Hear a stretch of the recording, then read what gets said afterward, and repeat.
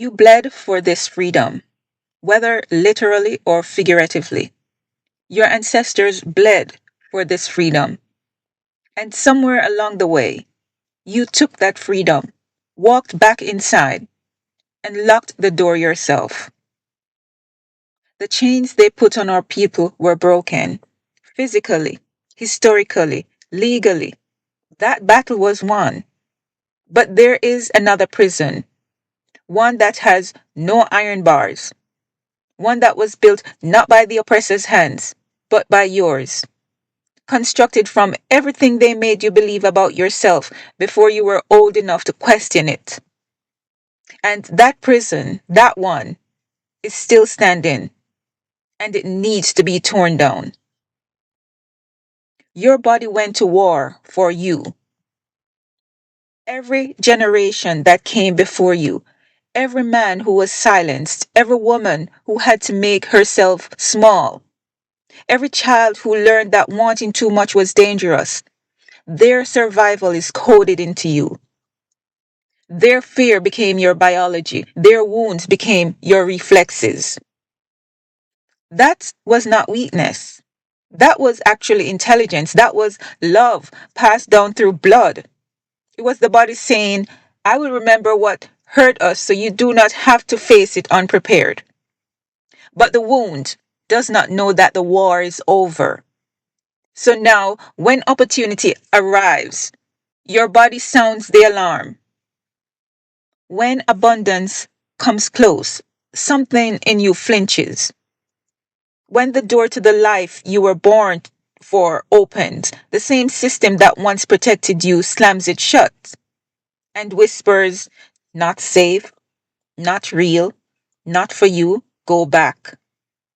That voice isn't God. That voice is not truth.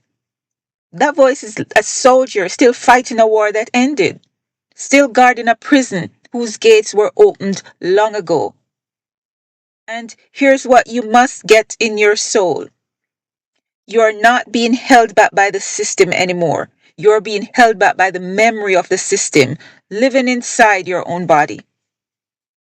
In Jamaica, on the sacred land, ancient, fire-forged land, our ancestors didn't just endure, they resisted, they persevered, they carried the divine fire through the worst darkness a human being can be forced into, and they did not let it go out.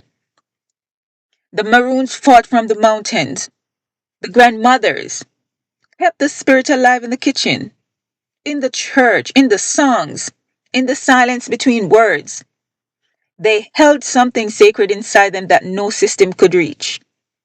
But colonization, at its most insidious, did not just take the land. It went deeper than that. It reached inside the soul and planted a seed of doubt, so quiet, so persistent, so woven into daily life that generations later, we're still watering it without knowing. That is the deepest colonial wound. It's not poverty of money, but poverty of self-belief. It made us chase validation from systems that were architected to exclude us. It made us believe that the path to the life we deserve runs through someone else's approval. It made us distrust our own knowing, our own voice, our own divine inheritance. But the land remembers who you are. It holds the knowledge of who our people were before they were told who to be. And that knowledge is not out there somewhere. It's coded in you. You didn't come into this world empty. You actually arrived loaded with ancestral intelligence, with spiritual fire, with the full inheritance of a people who refuse to die. So, what does it actually take to walk out of the prison you built inside yourself? First of all, you must be willing to stop calling it home.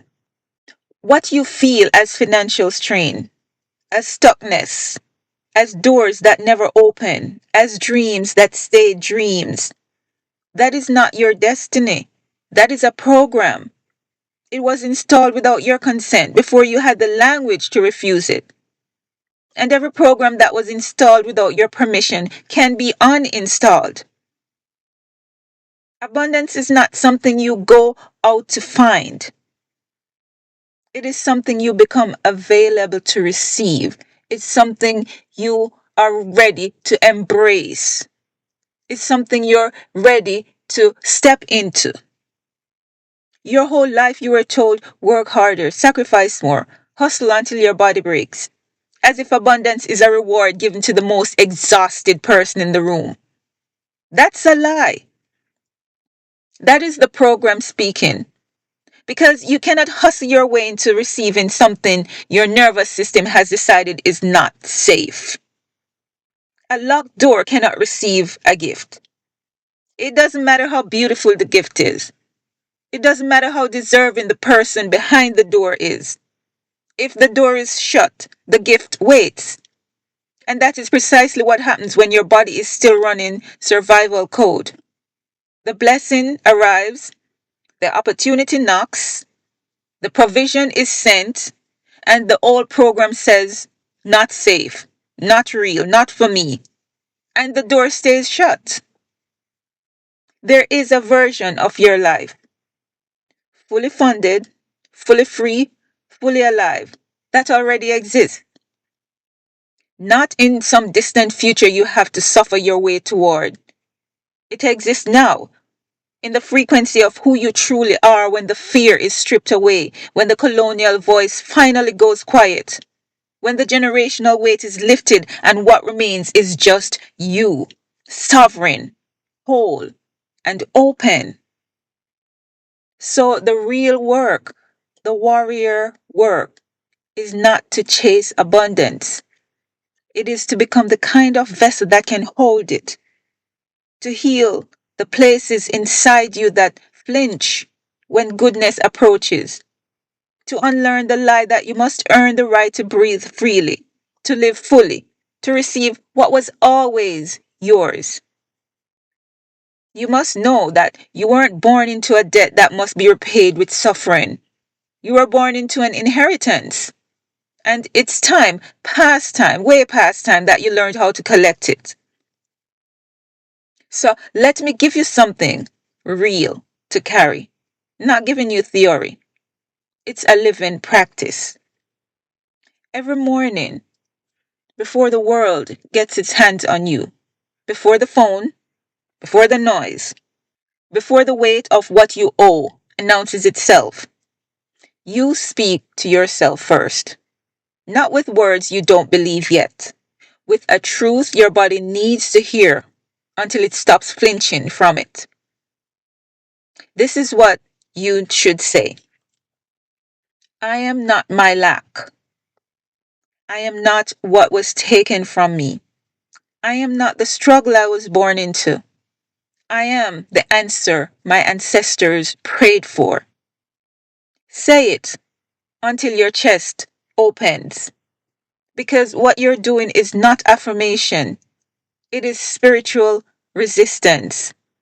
You're refusing to let the program speak first. You're taking back the first word, and the first word shapes everything that follows. Then, throughout your day, notice the exact moment your body contracts around abundance. Notice when an idea arrives and something immediately says that is not possible. Notice when you see someone living fully. And instead of fire, it brings a quiet ache that whispers, not for me. That contraction is the program. It's not truth. It's a reflex. And a reflex can be interrupted.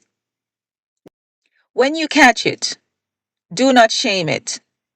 Look at it the way a warrior looks at the enemy before the battle. Clear, steady, unafraid. Name it.